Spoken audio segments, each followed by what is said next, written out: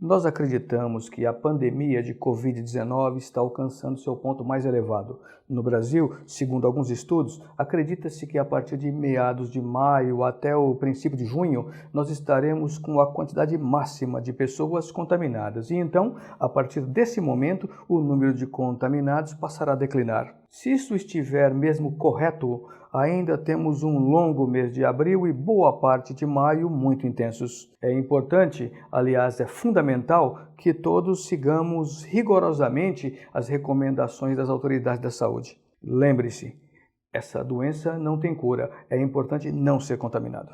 Bem, mas hoje eu quero falar de um outro muito específico. Na realidade, foi um dos assinantes do CDP que elaborou essa questão. Eu penso que muitos podem ter a mesma dúvida. O assinante questionou o seguinte: quando alguém transmite o coronavírus para outra pessoa, pode-se falar em crime? É uma excelente pergunta.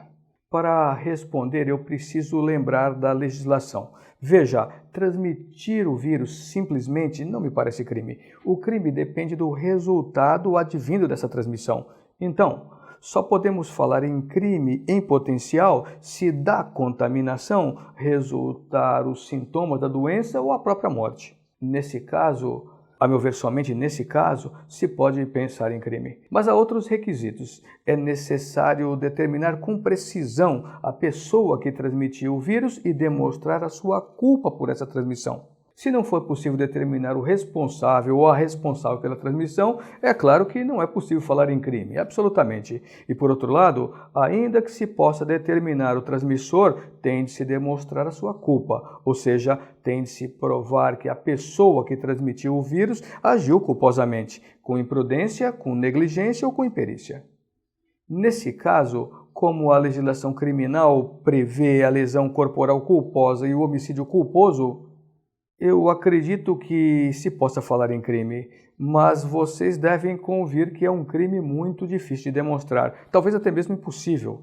Por fim, somente para não ficar nenhuma dúvida, eu vou complementar a pergunta. Suponha que essa transmissão fosse intencional. Poderíamos falar em crime? Bem, nesse caso é claro que sim. Independentemente dos resultados, se alguém transmite um vírus com potencial de causar a morte a outra pessoa, ainda que não haja qualquer resultado, pode-se falar em tentativa de homicídio.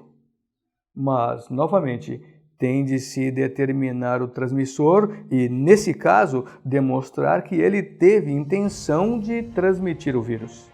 É isso, pessoal. Deixe um like, compartilhe esse vídeo e até a próxima.